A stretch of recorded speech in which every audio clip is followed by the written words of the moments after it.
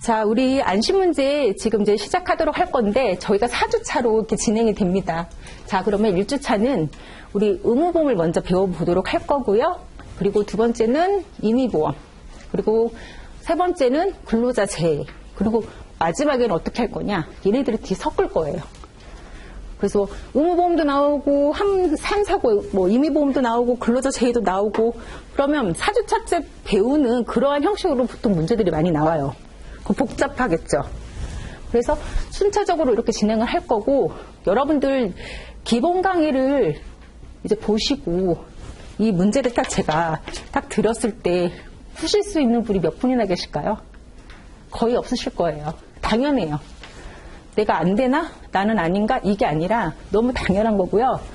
10분이시면 사실 8, 9분이 제 임경아가 지금 무슨 소리 하는 거지? 하고서 못 알아들으시는 분이 태반이셨을 거예요. 그게 어찌 보면 당연한 거예요. 그러면 한두 분은 누구시냐? 하나를 알려주면 열을 하는 분 있죠. 특출난 분 아니면 실무를 기동량으로라도 뭐가 됐든 간에 보험이라는 거 좀 들어보신 분들이에요. 그 외에는 못 알아들으시기 너무 당연해요. 그러면 안심문제 풀이 시간, 이 시간은 이름 참 누가 지으셨는지 잘 지은 것 같아요. 여러분들이 안심하실 수 있는 시간이 될 거예요. 어떤 부분이냐? 문제를 이제 하나하나 풀어가면서 기본 강의 때 저 앞에 있는 사람이 뭐라고 떠들었는지 그게 조금씩 이해가 되기 시작해요. 사실 우리가 글밥으로 기본 강의 때는 딱 배웠잖아요. 막 제가 막 떠들면 멍하고 계셨을 거고. 그런데 이제는 실물이 뭔가 있으니 그 모델이 있기 때문에 그 부분이 여러분들이 좀 더 와닿는 그런 시간을 갖는 거예요. 그래서 기본 강의 때 이해 안 됐던 부분도 문제를 통해서 이해가 되고, 그리고 제가 기본 강의 때 백날 떠들어봤자 여러분들이 알아들을 수 없는 그런 부분들은 사실 수학 겉핥기 시록은 그냥 스킵해서 넘어간 것도 있고 심지어 설명 안 한 것도 있어요. 그러면 그거는 문제를 통해서 여러분들이 이해하는 게 훨씬 쉽거든요. 그렇게 해서 문제를 풀어보도록 할 거예요. 아셨죠? 자, 저희가 문제를 이제 들어가기 전에 제가 하나 프린트물을 또 문제 말고 별도로 하나 만들어 드린 게 있을 거예요. 뭐 보상 책임, 뭐 무과실 책임, 가실 책임, 그런 프린트 지금 챙기셨어요? 네. 자, 여러분들이 이 부분에 대해서 어느 정도 좀 정립을 하셔야 되고요. 그리고 질문들이 좀 많이 들어왔어요. 거기에 대해서. 그래서 여기를 다시 한번 또 언급을 드릴 거고, 앞으로도 숱하게 계속 할 거예요. 사실 지금 대부분이 법들을 전공을 안 하셨고, 특히 민법에 대해서 기본적인 지식이 없는 분들이 상당수시잖아요. 그러니까 그런 부분들이 여러분들이 어려운 거죠. 그래서 그런 부분들이 어렵기 때문에 제가 거기서 다시 한번 정리를 해드리고, 그리고 우리 문제 하나하나를 풀어보도록 할게요.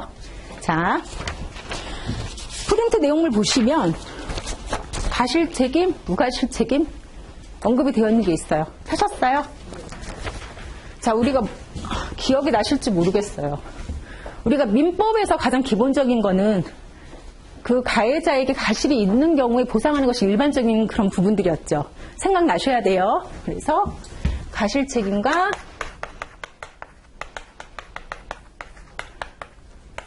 무가실 책임, 이렇게 구분 지을 수가 있어요. 크게. 가실 책임 말 그대로 가실이 있는 경우에 그 가실만큼만 보상을 하는 거죠. 법률적 책임을 지는 거예요. 가령 예를 들어 볼까요? 식당에서 손님이 문 입구에 들어왔는데 바닥에 미끄러운 뭔가가 떨어져 있었어요. 근데 식당 업주인 임경아가 청소를 제대로 안 해서 그 손님이 그걸 밟고 넘어져서 골절이 된 거죠. 그럼 누구의 책임이에요? 저의 가실인 거죠. 그래서 그러한 부분들을 담보해 주는 것이 바로 가실이 있을 때 주는 것이 가실 책임이에요. 그런데 무가실 책임의 경우에는 가실이 없는 경우에도 해주죠. 가령 예를 들어서 식당에 손님이 들어왔는데 그분이 골다공증도 엄청 심하고, 그리고 중요한 건 혼자 거동 자체가 원래 힘든 분이에요. 그래서 자기가 비틀비틀 하다가 넘어져서 골절이 탁 되어버린 거죠. 업주인 임경할 가실이 있어요? 없어요? 없어요. 그런데 때로는 제가 책임을 져줘야 되는 상황이 만들어질 때가 있죠. 그게 바로 무가실 책임이에요. 가실이 없는 경우에도. 자, 그러면 여기까지는 이해되시죠? 근데 여러분들이 헷갈려하기 시작하시는 게 뭐냐면, 우리가 그 민법상의 민법 750조에 대한 우리가 가실이 있는 경우에 그 입증 책임이 누구한테 있다겠죠? 피해자한테 있다고 얘기를 했어요. 그런데 그런 입증을 하기가 쉽다, 어렵다? 어렵다. 그래서 그런 피해자들을 보호하기 위해서 그런 입증 책임을 전환을 해서 누가? 가해자가 나에게 가실 없어요라는 부분들을 입증하지 못하면 가실이 있는 것으로 추정을 하는 거예요. 가실이 사실 있는지 없는지 몰라요. 그렇지만 추정을 해서 법률 그런 행위들을 할 수 있게끔 부여하는 게 바로 그런 부분들인 거죠. 그래서 그런 부분, 특수불법행위 책임이 거기에 해당이 된다라고 말씀을 드렸어요. 그래서 가실 유무는 알 수 없지만 그냥 가실 없음을 본인이 입증하지 못해요. 그러면 가실이 있다고 추정하는 거죠. 그리고 그러한 부분들에 대해서 법적 책임을 져야 하기 때문에 이거는 가실 책임도 아니고 무가실 책임도 아니고 어중간하다 해서 중간 책임 내지는 사실상 무가실 책임이다. 이렇게 해서 표현을 한다라고 얘기를 했어요. 기억나셔야 돼요. 나십니까? 네.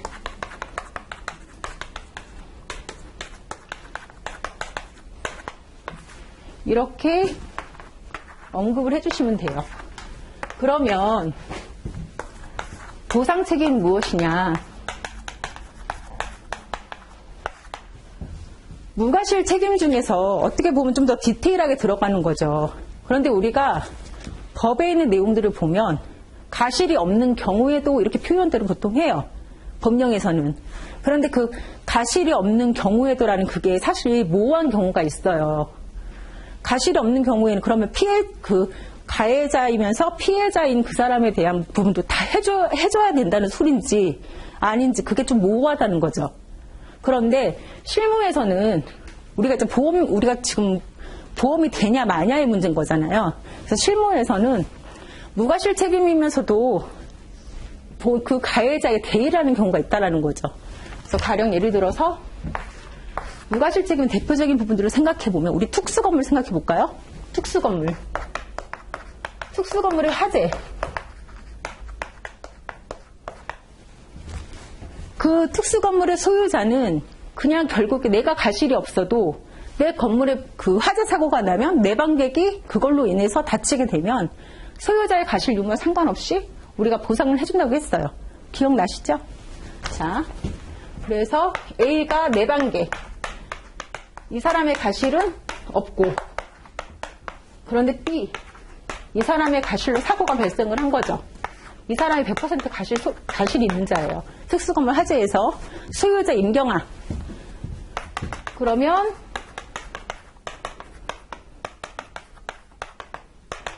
이 사람이야 민법상의 불법행위 책임이 존재를 하기 때문에 책임을 질 수밖에 없지만 저는 법에 의해서 그냥 특별법인 거잖아요. 우리가 화재로 인한 재보상에 관한 법률에서 우리가 이런 부분 때문에 내가 책임을 져야 하고 A는 누구에게? 나에게도 자기의 손해액을 청구할 수 있다는 거죠. 이해되세요? 가실이 있어요? 없어요? 없어요. 가실은 없지만 법에서 정해놨어요. 건물주니까 네가 책임지라고. 이게 바로 무가실이에요. 무가실. 그런데 이 사람은 이자에게 지는 거는 그냥 가실 책임인 거죠. 본인이 가실이 있었기 때문에 지는 거고. 그런데 이런 경우가 있어요. 문제가. 여러분들이 이제 헷갈려하기 시작하는 게 가해자이면서 얘도 이제 피해를 본 거죠. 이거 어떻게 할 거냐. 그럼 얘도 이거 해줘야 되냐. 법에서는 가실이 없는 경우에도 책임을 지라고 했기 때문에 사실상 넓은 의미의 보상 책임도 그렇게 바라볼 수는 있겠지만 실무적으로 봤을 때 얘는 안 해줘요. 그리고 보험회사에서 보상을 해줘도 지금 B가 원래 가해자인 거잖아요. 100% 가실 있는 자잖아요. 이 B에게 지금 소유자 임경아의 이 부분에 대한 부분들을 대해를 해서 부상을 할 수가 있어요. 이해되시죠? 그런데 보상 책임주의는 뭐예요? 동일한 이렇게 지금 상황이라 할지라도 B의 가실과 상관없이 다 보상을 해주고 B가 심지어 100% 가실임에도 얘가 다치면 얘에 대한 부분들도 다 보상을 해줘요. 이게 보상 책임주의예요. 근데 치료 받고 뺏지 않아요. 구상 대의라든지 뭐 이런 구상이 없어요. 그게 대표적으로 보험이 뭐였죠? 가스 사고, 액가스가스. 거기서는 언급되어 있죠. 대의하지 말라고, 대의해서는 안 된다고, 약관에도 명시까지 되어 있어요. 이런 부분들이 있고, 그래서 이 부분을 파악을 조금 하셔야 돼요. 그래서 결국 무과실책임이라고 해서 특수건물에 대한 부분들은 소유자의 임경화가 결국 내방객에게 이렇게 지는 책임인 거지, 가실 있는 B에 대한, B가 만약에 사망했다면 B의 손해까지 다 보상하라는 그런 얘기는 아니라는 거. 그게 무과실책임으로 이렇게 바라보셔야 된다는 거. 실무에서 그렇게 하고 있다라는 거. 그걸 기억을 하셨으면 좋겠어요. 자, 이해되셔야 되는데 이해되십니까? 그리고 한 장을 좀 넘기시면요. 우리가 적극적 손해, 소극적 손해, 정신적 손해 하고 이렇게 손해를 산정했던 그 부분들 생각나시죠? 그런데 의무보험에서는 어떻게 또 지급을 해요? 부상, 후유장애, 사망 이렇게 나눠서 급수로 이렇게 보상하는 거, 그거 생각나세요? 그런 부분들에서 좀 헷갈려 하시는 분들도 또 계시거든요. 이것만 잠깐 언급을 하고 가도록 할게요. 자, 우리가 사고가 발생하면 이제 발생하는 비용들을 한번 읊어보실래요? 다쳤으면 치료받아야 되니까 치료비. 또 뭐가 있을까요? 간병비. 입원비? 뭐 입원비도 치료비도 해당되지만 입원비. 그리고 간병비는 우리가 병원에 있을 때는 간병이라는 표현을 쓰지만 퇴원 이후에 뭔가 내가 행동을 할 수 없거나 이럴 때는 개호라는 표현을 쓴다고 말씀드렸어요. 개호. 그리고 좀 전에 휴업손해 말씀하셨어요. 그죠? 휴업손해. 또 장애가 생기면 장애로 인한 상실수익.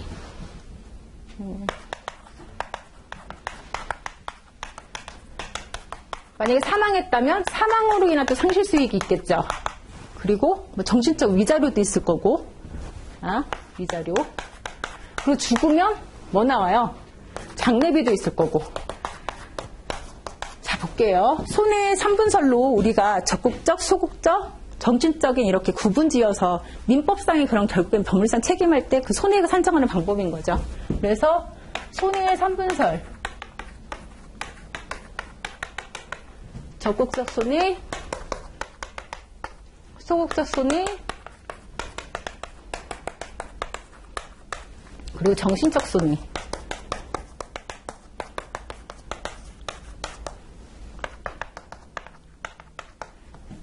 각각 해당하는 그 금원을 여러분이 정확하게 찾아내셔야 돼요. 그러니까 이게 간단하게 문제 하나만 이렇게 나오면 상관이 없는데, 우리가 이제 급수로 보상하는 보험을 막 해결했다가 바로 이어서 이렇게 손해의 3분설로 이렇게 해서 해결해야 되는 중복보험 같은 게 있을 때 여러분들이 무지하게 헷갈려 하세요. 그래서 이걸 명확히 정립을 하고 가자고요. 자, 그러면 적극적 손해에 해당하는 금원은 뭐가 있을까요? 그쵸. 치료비. 또 간병비도. 적극적 손해 내 주머니에서 당장 나가야 되는 거잖아요. 간병비. 입원비. 휴업손해는 땡. 휴업손해 왜 아니냐면 내가 사고로 인해서 벌어들여야 되는데 벌어들일 수 없는 게 바로 소극적 손해고, 적극적 손해는 당장 내 주머니에서 뭔가 지출이 돼야 되는 금원이에요. 자, 그리고 개호비. 사람 썼으면 인건비 줘야 되잖아요. 그래서 개호비. 그리고 장례 치렀을 때, 그쵸. 장례비. 멀지만 장례비. 자, 그러면 소극적 손해는 방금 말씀드렸어요. 사고로 인해서 내가 벌어들여야 되는데 못 버는 돈이에요. 찾아볼까요? 휴업손해. 그쵸. 장애로 인한 상실수익, 그죠? 그리고 죽어서 벌어들이지 못할 수익. 사망의 상실수익. 그럼 정신적 손해는 위자료, 그쵸? 이렇게 되는 거예요, 그죠? 그래서 해당하는 금원들이 이렇게 되어 있고, 이 부분을 명확히 하십시오. 그리고 그런데 급수로 우리가 보험 담보하는 보험들이 있죠. 의무보험 같은 경우, 특약부라든지 다중이나 이런 것들, 부상, 후유장애, 사망, 이래서 각 각각 구분해서 지급을 하죠. 부상, 후유장애,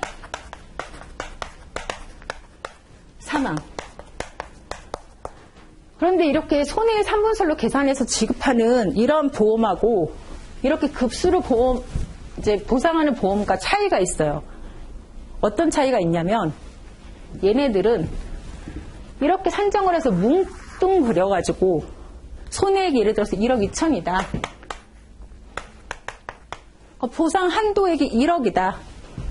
그러면 1억 한도 내에서 실제 손해를 담보하는 이러한 식으로 그냥 뭉뚱그려서 합산해서 계산해서 손해액을 지급해요. 그죠? 그래서 한도가 1억이면 1억까지 보상. 그런데 이 급수보험은 무슨 차이가 있어요? 각각 한도가 따로 있어요. 1급에서 14급까지 한도가 따로 있고 후유장애도 1급에서 14급 내에 급수별대로 한도가 따로 있어요. 최고 한도액도 정해져 있고, 그죠? 그리고 사망은 하나로 단일해서 이렇게 보상을 하지만 어쨌든 이렇게 되어 있어요. 자, 그러면 부상이 지급될 수 있는 그 금액을 한번 산정해 볼까요? 어떤 것들이 있는지 한번 구분해 보세요. 부상은 단순하게 생각하면 결국에 여러분들이 치료가 종결되기 전까지에 지급되는 금원이라고 생각하시면 이해가 쉬우실 거예요. 부상의 그 개념을. 자, 그러면 치료비. 간병은 병원 기간에 내가 누군가의 도움을 받는 거라고 했어요. 그럼 우리 치료 기간에 지출되는 금액이죠. 자, 그렇기 때문에 얘도 기예요. 1번비, 그쵸? 개호비. 개호비는요, 제가 아까 말씀드렸어요. 개호는 치료가 다 마무리는 되었어요. 근데 우리가 그 완치가 돼서 멀쩡한 사람도 있고 나 스스로 다 할 수 있는 사람도 있지만 더 이상 치료로 해서 효과는 볼 수는 없는데 이 사람이 병원에 누워서 그 퇴원해서 집에 가 있음에도 불구하고 옆에 반드시 누군가가 뭐 욕창을 방지하기 위해서 수시로 이렇게 이동시켜주고 해준다든지 밥을 못 먹어서 떠먹여준다든지 이런 도움을 필요하는 사람 있잖아요. 치료는 완치 다 됐는데도. 그죠? 그래서 이런 부분들은 개호비는 장애 후유장애에 대한 금원이에요. 이 사람 노동력을 상실했기 때문에 그로 인해서 뭔가 발생하는 그런 금원들로 보셔야 된다는 거죠. 자, 그럼 휴업손해. 언제 나가는 그 금액이에요? 그쵸. 병원에 입원하고 있을 때. 그래서 얘는 여기서는 소극적 손해지만 여기에서 부상으로 들어가는 거예요. 이 부분을 명확히 안 하시면 이제 얘가 적극적 손해는 아니었고 막 소극적 손해였는데 여기에서 나중에 보면 장애로 가 있고 막 이래요. 이렇게 이게 제대로 정립이 안 돼 있으시면.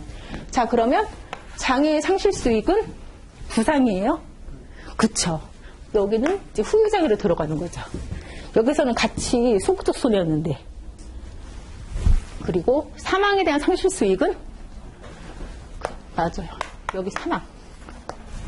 그럼 위자료는 만약에 후유장애면 후유장애 위자료가 들어갈 거고 우리가 사망이면 사망의 위자료로 들어갈 거고, 그죠? 그럼 부상에는 위자료 안 줄까요? 실무적으로 줘요. 근데 우리 문제 나올 일이 없어요. 그럼 시험이 얼마나 쉽겠어요, 계산 문제가. 그래서 그렇게 안 나와요. 그런데 부상 위자료랑 후유장애 위자료 동시에 다 지급하진 않을 거 아니에요. 그렇죠? 그래서 결국에 얘는 그냥 위자료는 그냥 생각해서 빼버리세요. 자, 그리고 장례비. 얘 뭐죠? 그렇죠. 사망에 대한 금액인 거죠. 얘네들이 쉬운 것 같으면서도 사고 하나에 중복보험으로 임의보험이나 이렇게 의무보험을 같이 가입을 하고 계시면 얘 한번 계산하고 초과된 손해는 이렇게 계산해서 따로 해야 돼요.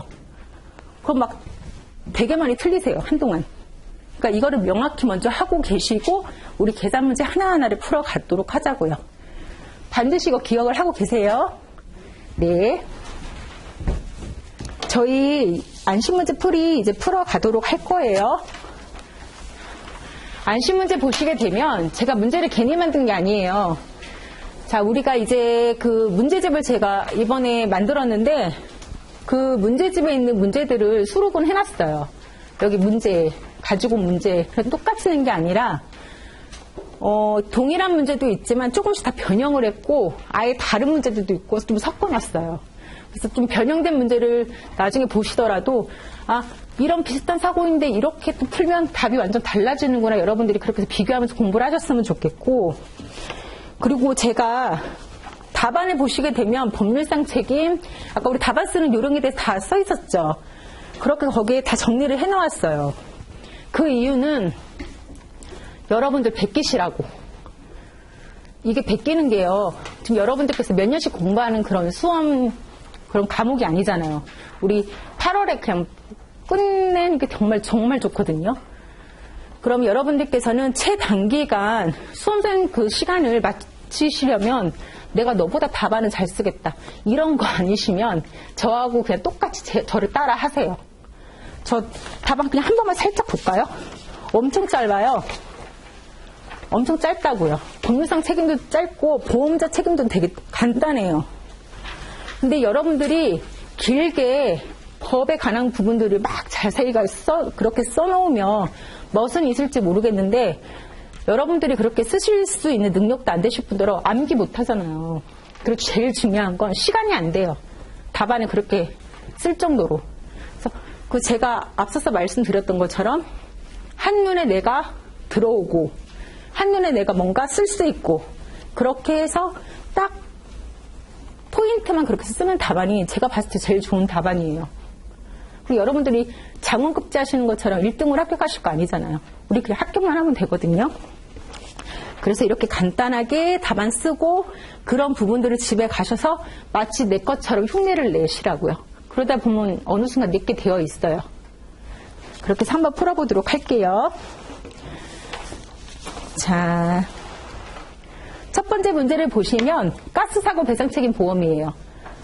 가스사고 배상책임 보험은 즉 의무보험이죠. 문제를 한번 볼까요? 가스 공급업자 A가 가스통을 교체를 해요. 그런데 그 가스통 교체 이후에 식당에서 점화를 하다가 터진 거예요. 가스가 터져서 결국에는 그 원인을 밝힐 수가 없었어요. 원인 불상의 그런 사고로 가스 사고가 발생을 했고, 누가 다쳐요? 그 식당의 갑이 지금 사고가 난 거죠. 자, 문제 빨리 읽어보세요. 미리 못 보고 오셨으면. 근데 이 문제가 2018년도 기출문제예요. 근데 여러분들 저하고 풀어보시면 여러분들 충분히 푸실 수가 있어요. 자, 한 번씩 보셨죠, 문제. 누구의 가실인지 알 수는 없지만 우리가 가스 배상 책임 보험에 액화석유가스 판매업자 충전업자는 어떠한 책임을 진다라고 우리가 과거에 공부를 했죠? 가실 유무와 상관도 없지만 그러한 부분들 초월해서 피해자의 가실이 있는 부분도 다 보상을 해야 되는 그런 부분이라고 말씀을 드렸어요. 자, 보상 책임주의예요. 유일하게 우리가 지금 공부했던 보험 상품 중에. 그럼 그 부분을 반드시 기억을 하고 계셔야 되겠죠. 자, 근데 문제에 우리 지문 한번 보도록 할까요? 뭐라고 쓰이냐면 가입한 종목이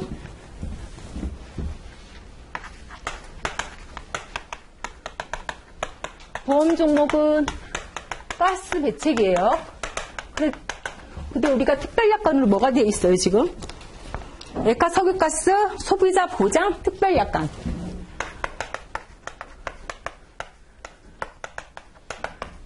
그런데 우리가 법에서 그리고 약관에서 언급하기를 가스 배상 책임에 액화석유가스를 이제 관리하는 그러한 충전업자나 판매업자는 얘 말고 모두 같이 동시에 가입하라고 했는데, 혹시 생각이 나시는지 모르겠어요.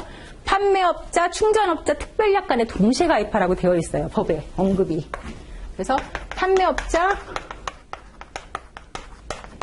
충전업자 특별약관에 가입하라고 언급은 되어 있는데 지금 지문에는 거기에 그 부분이 없죠.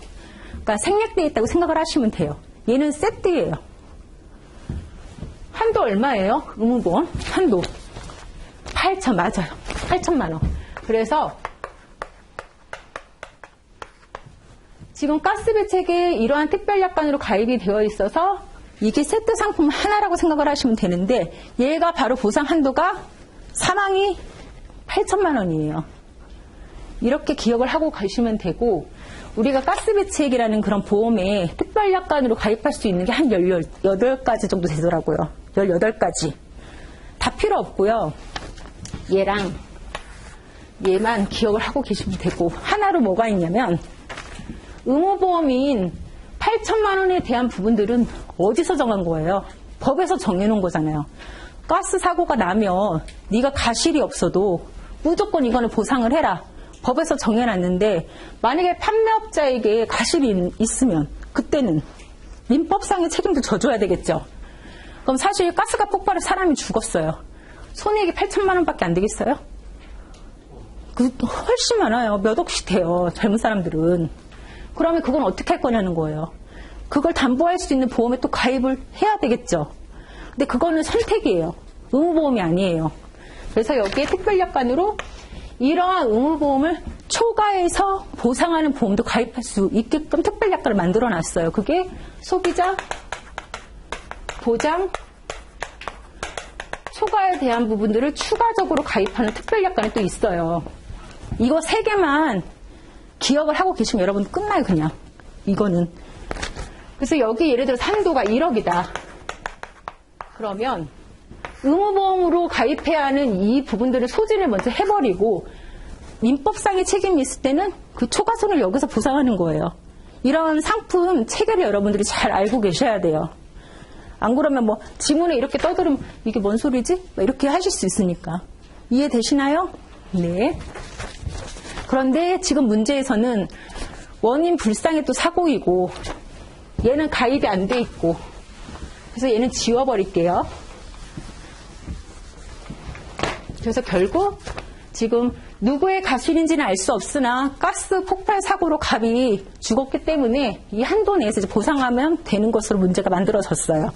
자, 보면 손해액이 지문에 보면 우리가 전제 조건이 어떻게 되어 있어요? 이 사람의 직업은 일용직이래요. 일용직. 그리고 월급은 290만 원. 그리고 3도 화상을 입었고 후유장애가 추상장애가 몇 퍼센트? 10%.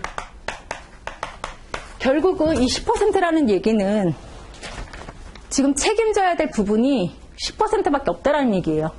이해되시죠? 우리가 노동능력이 원래 몇 퍼센트예요? 멀쩡하면 100이죠.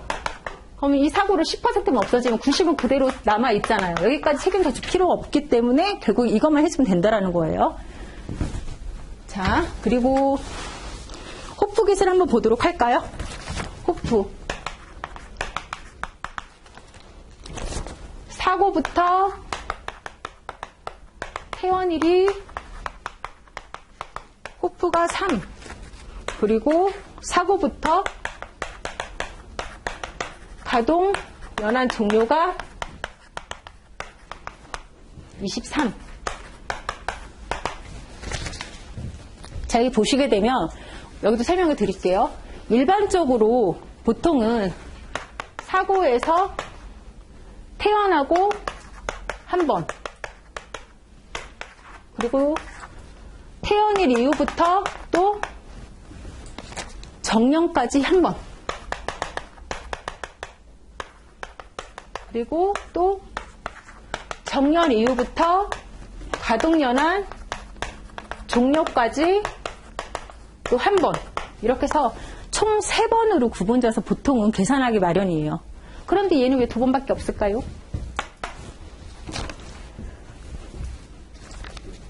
맞아요. 이 사람이 정년이 있는 소득자가 아니라 그냥 이 사람은 그냥 일용직 근로자예요. 그래서 정년까지 끊어서 갈 필요가 없어요. 우리가 정년까지 있는 그러한 사람이었다면 급여받는 부분에 대해서 한번 끊어줬고 정년을 하고 난 이후에 부분에 대해서 한번 끊어줬겠죠. 그래서 보통 일반적으로 한 3번까지 되는 건데 이 사람은 지금 직업이 일용직 그냥 근로자예요. 그래서 정년이 없는 거예요. 그래서 그렇게 할 필요가 없는 거죠. 이거 이해되시죠? 만약에 이 일용직 근로자가 현장에서 사망했다면 다 필요 없어요. 이거 필요 없잖아요. 입원 안 했으니까. 그냥 가동연한 종료기간에 딱 한 번만 산정해주고 심플하게 끝내버리면 되는 거예요. 자, 그걸 여러분들이 계속 푸시다 보면 껌이에요, 껌. 그리고 피해자의 부상급수가 1급. 그리고 장애는 몇 급? 14급. 우리가 의무보험에서 반드시 여러분들이 1급과 14급은 암기를 하셔야 돼요. 그 사이에 있는 금액들을 암기하셔서 저도 못 외워요. 그럼 암기하실 시간에 차라리 3보험 장애를 하나 더 외우세요. 그렇게 문제도 안 냈더러 그 내면 제가 원래 욕을 잘해서 하여튼 여러분들이 나중에 욕하시면 되고 진짜 이 부분과 이 부분을 반드시 암기를 하셔야 돼요. 안 알려줘요. 그렇게 친절하지가 않아요. 그래서 다 한도는 반드시 암기를 하시고요. 결국에 그 한도 내에서 해당 급수에 대한 실제 손해를 담보한다라는 거 이것만 제대로 정립되시면 되고 만약에 내가 2급이 나왔는데 2급을 못 외웠어. 그럼 여러분들 거기다 코멘트 쓰시면 돼요. 실제 손해가 2급 한도 내에서 보상한다라고 그런 식으로 코멘트를 달아주시면 되고 그거 암기할 수 있는 수험생들은 정말 그 천재가 아닌 이상 단 한 명도 없어요. 그러니까 그렇게 해주시고 유도리를 발휘하시면 되는 거예요. 자, 이제 보겠습니다. 자,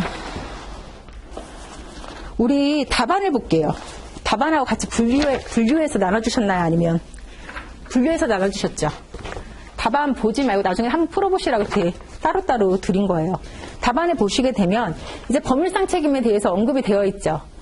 가스가 원인을 알 수는 없지만 폭발을 했고 이러한 부분에서 지금 법률상 책임을 보게 되면 우리가 액화 석유가스 안전관리 및 사업법에 의해서 가스 사고로 인하여 타인이 다치거나 신체 손해를 입게 되면 무조건 법에서 책임을 지라고 언급이 되어 있어요. 그걸 코멘트를 달아주시면 되는 거예요. 법률상 책임에 대한 부분들. 답안 보시면 돼요. 자, 그럼 만약에 지금 갑이 그 행복 음식점의 근로자예요. 그럼 업주는 여기에 대한 업주에 대한 그런 부분들은 없었지만 그럼 업주는 어떤 책임을 져야 될까요? 그쵸. 업무상충 일하다가 죽은 거잖아요, 이 사람이. 그러면 이런 부분에 대해서 근로기준법이라든지 이런 부분에 의해서 보상을 한다라는 부분도 여러분들이 코멘트를 달아주시면 좋은 답이 되겠죠. 자, 그래서 한번 보시고요. 보험자 보상 책임도 한번 쭉 볼게요. 가스 사고가 담보하는 이 보험이 어떤 상품인지 여러분들이 코멘트를 조금 달아주실 필요가 있어요. 내가 이 상품이 어떤 건지 내가 알고 있다라는 부분들을 어필을 해야 될 거 아니에요. 그래서 그런 부분에 대해서 언급을 해주시고 이 사안이 여기서 담보할 수 있는 사고인지 아닌지 이 부분들을 판단할 수 있게끔 짧게 달아주시는 거예요. 그래서 이렇게 되면 여러분들이 답안을 금방 맞추실 수가 있어요. 나중에 보시게 되면 말만 바꾼 거예요. 틀이 폼이 똑같아요. 상품만 가스 사고에 대한 부분들 그리고 뭐 이게 특수건물 거기에 대한 그 주어하고 목적어 뭐 이런 것만 조금 바뀌어서 그렇지 내용은 다 똑같아요. 그 폼은. 그래서 너무너무 쉬워요. 답안 쓰는 거. 그래서 열심히 연습하시라고요. 자, 손해 산정 보도록 하겠습니다. 우리가 급수보험이니까 어떻게 산정을 해야 된다고 말씀드렸어요? 부상, 후유장애, 사망 이런 식으로 구분을 지어서 결국에는 지급을 해야 되는 거죠. 부상 볼까요? 부상에 해당되는 금액은 뭐예요? 해당되는 거기에서 손해액은 치료비, 그쵸?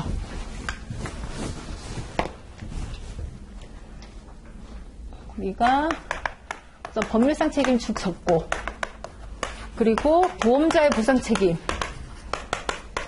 쭉 적고 이제 손해액을 산정할 때가 됐죠? 손해액 산정.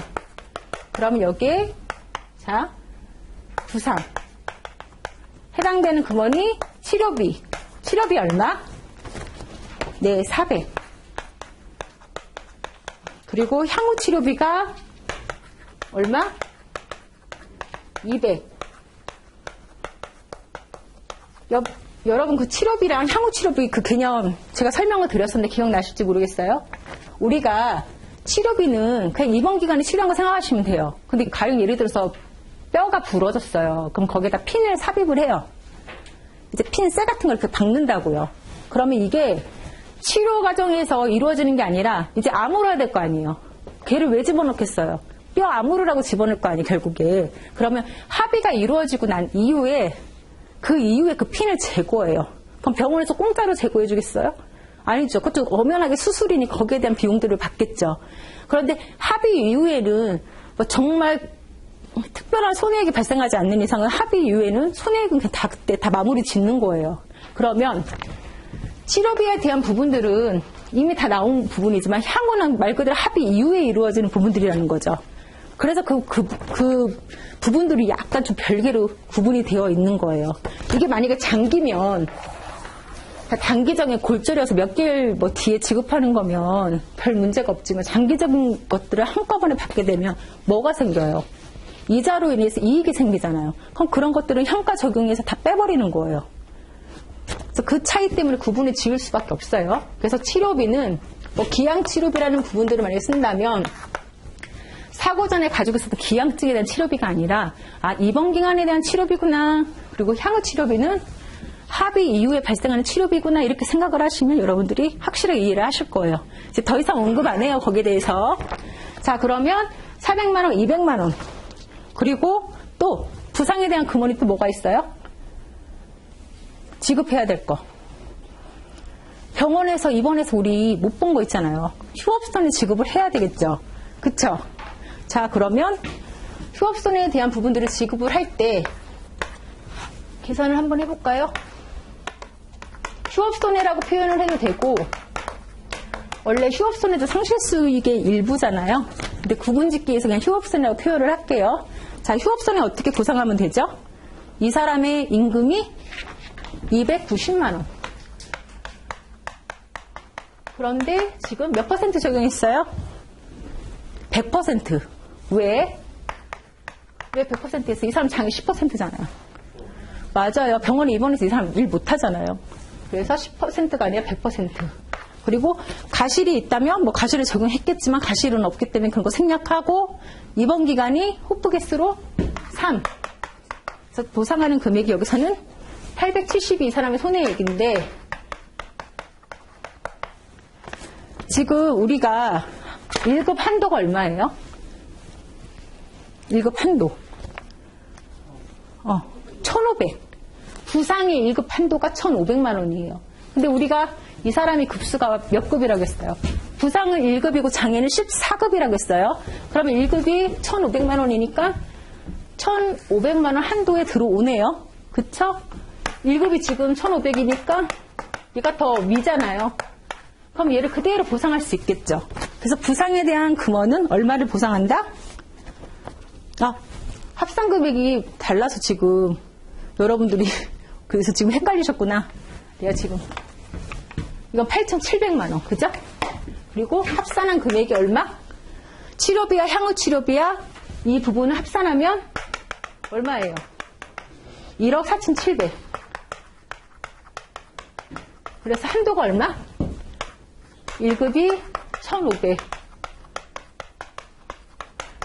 그래서 지급하는 금액은 부상으로 1,470. 이거 1,470.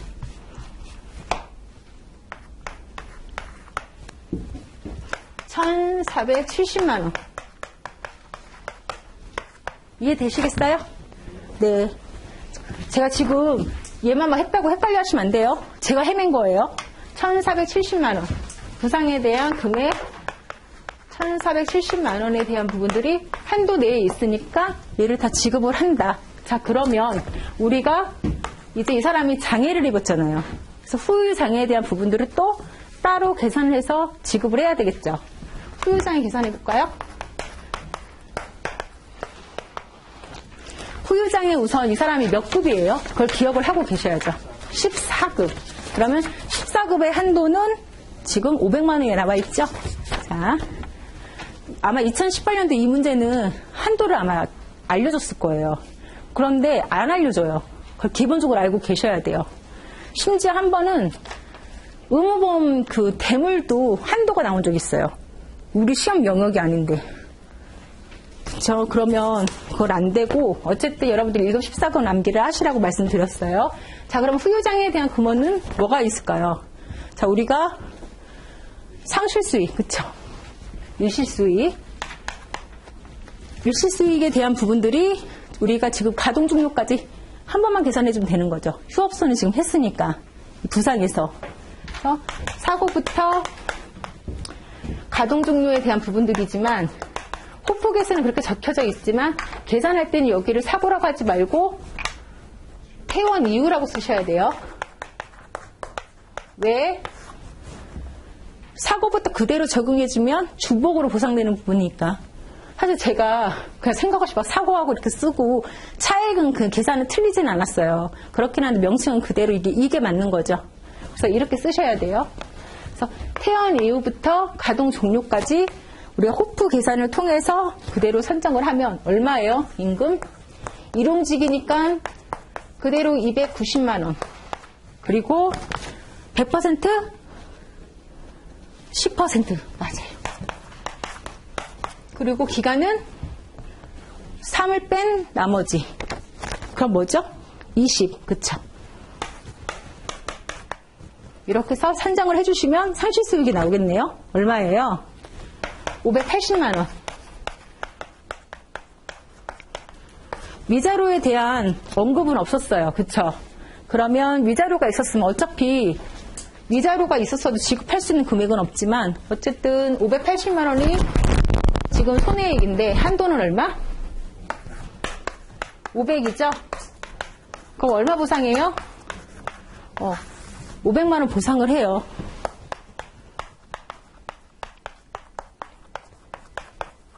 이렇게 해서 문제를 푸시면 되고, 그런데 여기에 비용 손해가 또 들어있네요. 비용 손해는 우리가 손해 방지 비용은 일반적으로 예외적인 부분이 있었지만 예외적인 부분들은 그때 가서 공부하시면 되는데 일반적으로는 우리가 선방 비용은 다 지급을 한다라고 했어요. 한도 내가 아니라 한도를 초과해도. 그쵸? 그런데 이런 손해 방지 비용은 누가 지출을 한 거예요? 네, 피보험자가 지출한 거, 피해자가 지출한 거가 아니기 때문에 만약에 우리가 하나로 이런 급수보험이 아니라 한도 1억 한도 이렇게 보상해야 되는데 뭉뚱그려서 계산하시면 안 돼요. 그래서 지금 보상 한도액이 보험자의 보상 금액이 얼마? 총 보상했던 금액이 거기 써 있잖아요. 부상은 우리가 부상 얼마 지급했어요? 1,470만 원. 그리고 장애는 500만 원. 전부 계산하니까 합산하면 1,970만 원을 피해자에게는 지급을 했고, 그리고 지금 비용 손해는 피보험자에게 지급을 해야 되는 금액인 거예요. 그래서 응급처치 비용, 호송 비용 20만 원, 그리고 구조 비용 50만 원. 합산하면 얼마? 네. 그래서 결국 비용 손해에 대한 부분들은 비용 손해는 총 70만 원이 나오는데 이 부분은 누구에게? 피보험자에게 지급한다라는 거. 이걸 명확히 기억을 하고 계십시오. 자, 여기까지 이해되셨죠? 자, 이 부분을 기억을 하고 계시면 되고요. 저희 화장실 얼른 갔다 오셔서 5분 있다가 바로 시작할게요.